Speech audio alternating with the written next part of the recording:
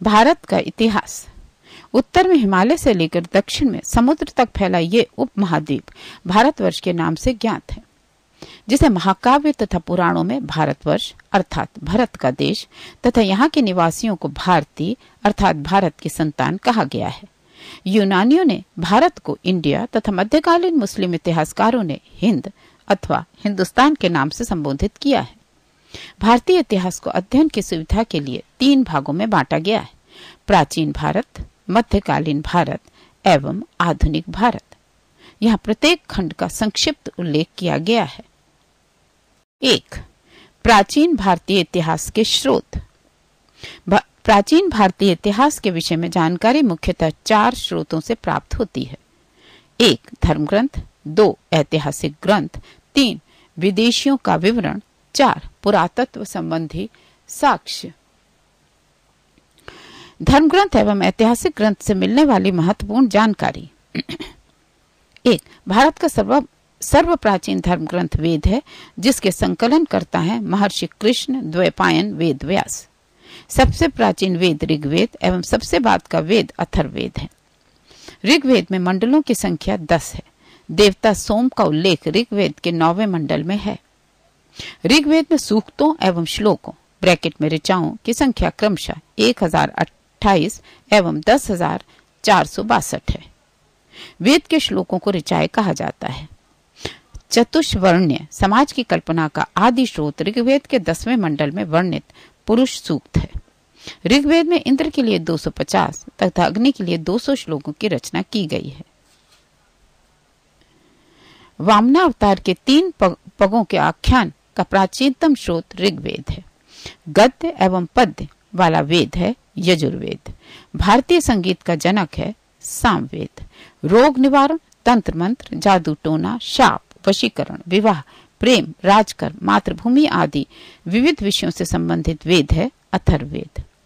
सभा एवं समिति को प्रजापति की 2 पुत्रियां कहा गया है अथर्ववेद में। भारतीय ऐतिहासिक कथाओं का सबसे अच्छा विवरण मिलता है पुराणों में। पुराणों के रचयिता माने जाते हैं लोमहर्ष एवं उनके पुत्र उग्रश्रवा। पुराणों की संख्या 18 है। सबसे प्राचीन एवं प्रामाणिक पुराण है मत्स्य पुराण। विष्णु पुराण मौर्य वंश से, वायु पुराण गुप्त वंश से तथा मत्स्य पुराण आंध्र सातवाहन वंश से संबंधित है। स्मृति ग्रंथों में सबसे प्राचीन एवं प्रामाणिक है मनुस्मृति। बुद्ध की पूर्व जन्म की कहानी वर्णित है जातक में। जैन साहित्य को कहा जाता है आगम। महावीर के जीवन कृत्यों तथा अन्य समकालिकों के साथ उनके संबंधों का विवरण मिलता है भगवती सूत्र में। जैन धर्म का प्रारंभिक इतिहास ज्ञात होता है कल्प सूत्र से। पेज 2। अर्थशास्त्र के लेखक चाणक्य ब्रैकेट में कौटिल्य या विष्णुगुप्त। अर्थशास्त्र 15 अधिकरणों में विभाजित है। संस्कृत साहित्य में ऐतिहासिक घटनाओं को क्रमबद्ध लिखने का सर्वप्रथम प्रयास किया गया कल्हण के द्वारा। कल्हण द्वारा रचित पुस्तक है राजतरंगिणी, जिसका संबंध है कश्मीर के इतिहास से। अरबों के सिंध विजय का वृत्तांत सुरक्षित है चचनामा, लेखक अली अहमद में। अष्टाध्यायी के संस्कृत भाषा व्याकरण की प्रथम पुस्तक के लेखक हैं पाणिनि। विदेशी यात्रियों से मिलने वाली प्रमुख जानकारी। पहला, ए यूनानी रोमन लेखक। 1. टेसियस, यह ईरान का राजवैद्य था। भारत के संबंध में उसका विवरण आश्चर्यजनक कहानियों से परिपूर्ण होने के कारण अविश्वसनीय है। 2. हेरोडोटस, इसे इतिहास का पिता कहा जाता है। उसने अपनी पुस्तक हिस्टोरिका में 5वीं शताब्दी ईसा पूर्व के भारत फारस के संबंध में वर्णन किया है, परंतु इसका विवरण भी अनुश्रुतियों एवं अफवाहों पर आधारित है। 3. सिकंदर के साथ आने वाले लेखकों में निरियाकस, आने सिक्रेटस तथा आस्टिबुलस के विवरण अधिक प्रामाणिक एवं विश्वसनीय। 4. मेगास्थनीस, यह सेल्यूकस निकेटर का राजदूत था जो चंद्रगुप्त मौर्य के राज दरबार में आया था। इसने अपनी पुस्तक इंडिका में मौर्य युगीन समाज एवं संस्कृति के विषय में लिखा है। 5. डाइमेकस, यह सीरियन नरेश आंतियोकस का राजदूत था जो बिंदुसार के राज दरबार में आया था। इसका विवरण भी मौर्य युग से संबंधित है। 6. डायोनिसियस, यह मिस्र नरेश टॉलमी फिलेडेल्फस का राजदूत था जो अशोक के राज दरबार में आया था। 7. टॉलमी, इसने दूसरी शताब्दी में भारत का भूगोल नामक पुस्तक लिखी। 8. प्लिनी, इसने प्रथम शताब्दी में नेचुरल हिस्ट्री नामक पुस्तक लिखी। इसमें भारतीय पशुओं, पेड़ पौधों, खनिज पदार्थों आदि के बारे में विवरण मिलता है। 9. पेरिप्लस ऑफ द इरिथ्रियन सी, ये एक पुस्तक है जिसके लेखक के बारे में जानकारी नहीं है। ये लेखक करीब 80 ईस्वी में हिंद महासागर की यात्रा पर आया था। इसने उस समय के भारत के बंदरगाहों तथा व्यापारिक वस्तुओं के बारे में जानकारी प्रस्तुत की है। बी. चीनी लेखक। 1. फाहियान, ये चीनी यात्री गुप्त नरेश चंद्रगुप्त द्वितीय के दरबार में आया था। इसने अपने विवरण में मध्य प्रदेश के समाज एवं संस्कृति के बारे में वर्णन किया है। इसने मध्य प्रदेश की जनता को सुखी एवं समृद्ध बताया है। 2. संयुगन, ये 518 ईस्वी में भारत आया। इसने अपने 3 वर्षों की यात्रा में बौद्ध धर्म की प्राप्तियां एकत्रित की। 3. हुएनसांग, यह हर्षवर्धन के शासनकाल में आया था। वो यहाँ 16 वर्ष तक रहा। इसने 6 वर्षों तक नालंदा विश्वविद्यालय में शिक्षा ग्रहण की। इसका भ्रमण वृत्तांत CU के नाम से प्रसिद्ध है, जिसमें 138 देशों का विवरण मिलता है। इसने हर्षकालीन समाज, धर्म तथा राजनीति के बारे में वर्णन किया है। 4.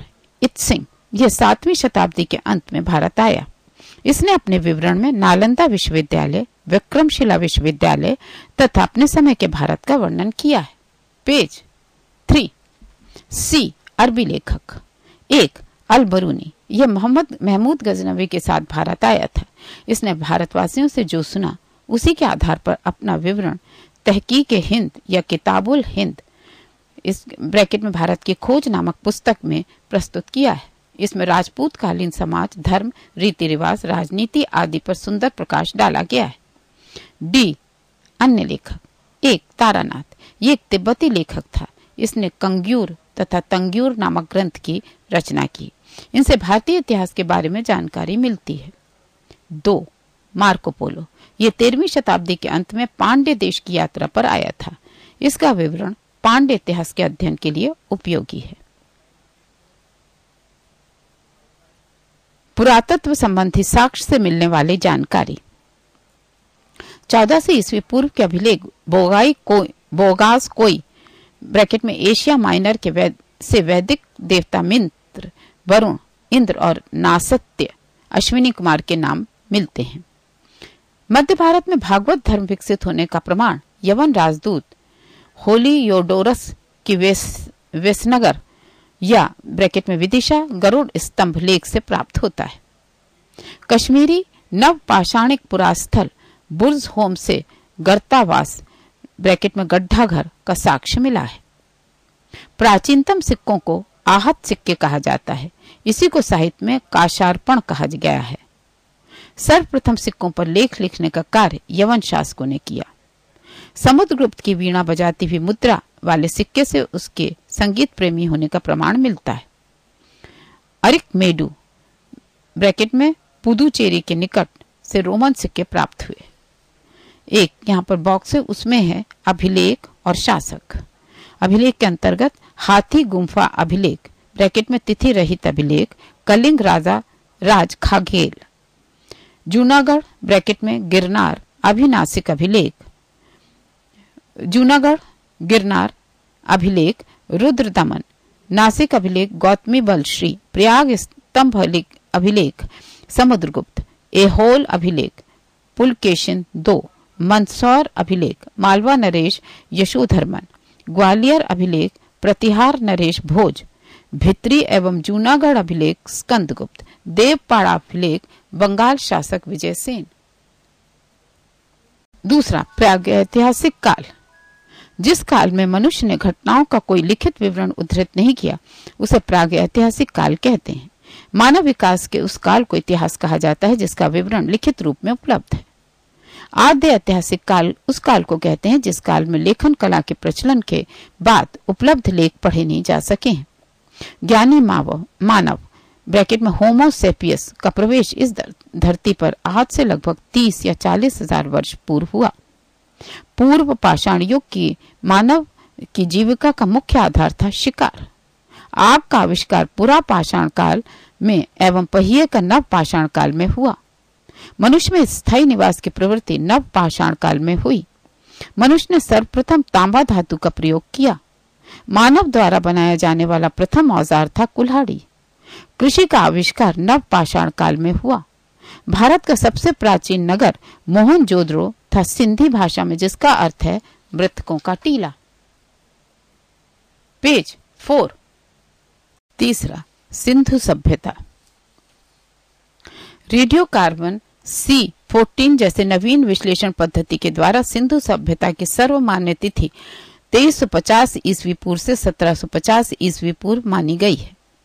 सिंधु सभ्यता की खोज राय बहादुर दयाराम साहनी ने की।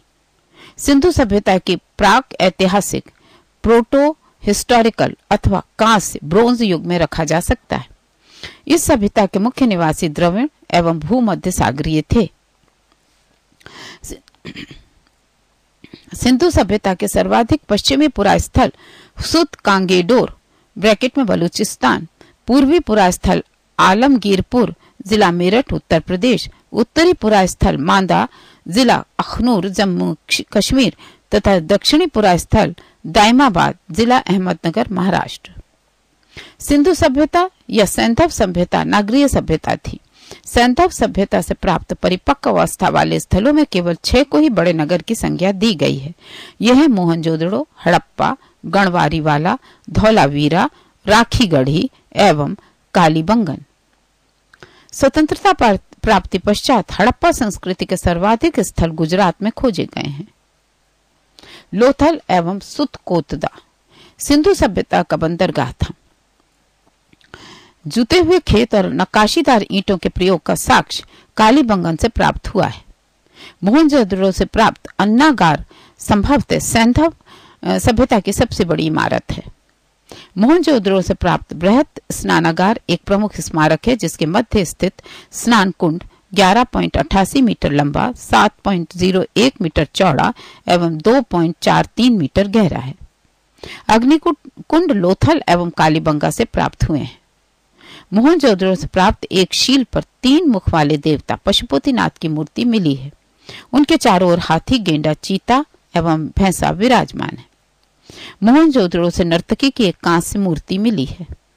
हड़प्पा की मोहरों पर सबसे अधिक एवं श्रृंगी पशु का अंकन मिलता है। मनके बनाने के कारखाने लोथल एवं चन्हूदड़ो में मिले हैं। सिंधु सभ्यता की लिपि भाव चित्रात्मक है। यह लिपि दाईं से बाईं लिखी जाती थी। जब अभिलेख एक से अधिक पंक्तियों में होता था तो पहली पंक्ति दाईं से बाईं और दूसरी बाईं से दाईं ओर लिखी जाती थी। सिंधु सभ्यता के लोगों ने नगरों तथा घरों के विन्यास के लिए ग्रिड पद्धति अपनाई है। घरों के दरवाजे और खिड़कियां सड़क की ओर न खुलकर पिछवाड़े की ओर खुलते थे। केवल लोथल नगर के घरों के दरवाजे मुख्य सड़क की ओर खुलते थे। सिंधु सभ्यता में मुख्य फसल थी गेहूं और जौ। सैंधववासी मिठास के लिए शहद का प्रयोग करते थे। रंगपुर एवं लोथल से चावल के दाने मिले, जिससे धान की खेती होने का प्रमाण मिलता है। चावल के प्रथम साक्ष्य लोथल से ही प्राप्त हुए हैं। सुरकोतदा, कालीबंगा एवं लोथल के सैंधवकालीन घोड़े के अस्थि पंजर मिले। तौल की इकाई संभवतः 16 के अनुपात में थी। यहाँ पर एक छोटा सा बॉक्स दिया हुआ है जिसमें लिखा है सिंधु काल में विदेशी व्यापार। आयातित वस्तुएं प्रदेश: तांबा खेतड़ी बलूचिस्तान, चांदी अफगानिस्तान ईरान, सोना कर्नाटक अफगानिस्तान ईरान, टिन अफगानिस्तान, गोमिद सौराष्ट्र, लाजवर्त मेसोपोटामिया, सीसा ईरान। पेज 5। सैंधव सभ्यता के लोग यातायात के लिए 2 पहियों एवं 4 पहियों वाली बैलगाड़ी या भैंस गाड़ी का उपयोग करते थे। मेसोपोटामिया के अभिलेखों में वर्णित मेलुहा शब्द का अभिप्राय सिंधु सभ्यता से ही है। संभवतः हड़प्पा संस्कृति का शासन वणिक वर्ग के हाथों में था। पिग्गट ने हड़प्पा एवं मोहनजोदड़ो को एक विस्तृत साम्राज्य की जुड़वां राजधानी कहा है। सिंधु सभ्यता के लोग धरती को उर्वरता की देवी मानकर उसकी पूजा किया करते थे। वृक्ष पूजा एवं शिव पूजा के प्रचलन के साक्ष्य भी सिंधु सभ्यता से मिलते हैं। स्वस्तिक चिन्ह संभवतः हड़प्पा सभ्यता की देन है। इस चिन्ह से सूर्योपासना का अनुमान लगाया जाता है। सिंधुधारी के नगरों में किसी भी मंदिर के अवशेष नहीं मिले हैं। सिंधु सभ्यता में मातृ देवी की उपासना सर्वाधिक प्रचलित थी।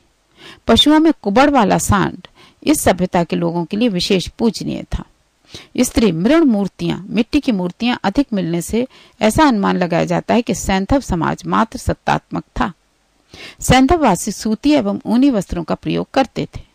मनोरंजन के लिए सैंधववासी मछली पकड़ना, शिकार करना, पशु पक्षियों को आपस में लड़ाना, चौपड़ और पासा खेलना आदि साधनों का प्रयोग करते थे।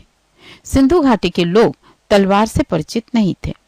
कालीबंगा एकमात्र हड़प्पाकालीन स्थल है जिसका निचला शहर ब्रैकेट में सामान्य लोगों के रहने हेतु भी किले घिरे हुए था।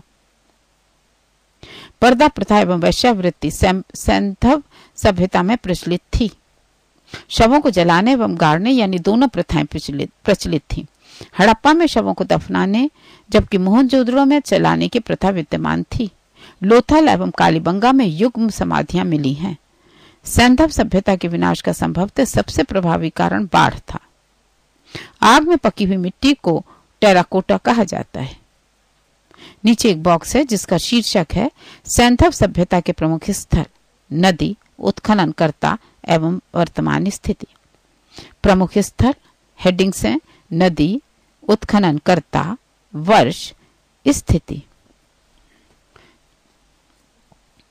पहला हड़प्पा, नदी रावी, उत्खननकर्ता दयाराम साहनी एवं माधव स्वरूप वत्स, वर्ष 1921, पाकिस्तान, मोंटोगोमरी जिला। दूसरा मोहनजोदाड़ो, रखालदास बनर्जी, नदी सिंधु, वर्ष 1922, पाकिस्तान के सिंध प्रांत का लरकाना जिला। 3 चान्हू दड़ो, नदी सिंधु, उत्खननकर्ता गोपाल मजुमदार, 1931, सिंध प्रांत, पाकिस्तान। 4 कालीबंगन, नदी घग्गर, उत्खननकर्ता बी लाल एवं बी के थापर, सन 1953, राजस्थान का गंगानगर जिला। 5वां कोट दीजी, नदी सिंधु, फजल अहमद उत्खननकर्ता, वर्ष 1953, सिंधु प्रांत का खैरपुर स्थान। 6 रंगपुर, नदी मादर, उत्खननकर्ता रंगनाथ राव, 1953 से 54 और गुजरात का काठियावाड़ जिला। 7वां रोपड़, नदी सतलज, उत्खननकर्ता यज्ञदत्त शर्मा, समय 1953 से 56, पंजाब का रोपड़ जिला। 8 लोथल, नदी भोगवा, उत्खननकर्ता रंगनाथ राव, 1957-58, गुजरात का अहमदाबाद जिला। 9 आलमगीरपुर, नदी हिंडन, उत्खननकर्ता यज्ञदत्त शर्मा, वर्ष 1958, स्थिति उत्तर प्रदेश का मेरठ जिला। 10 बनमाली, नदी रंगोई, उत्खननकर्ता रविंद्र सिंह बिष्ट, वर्ष 1974, स्थिति हरियाणा का हिसार जिला। पेज 6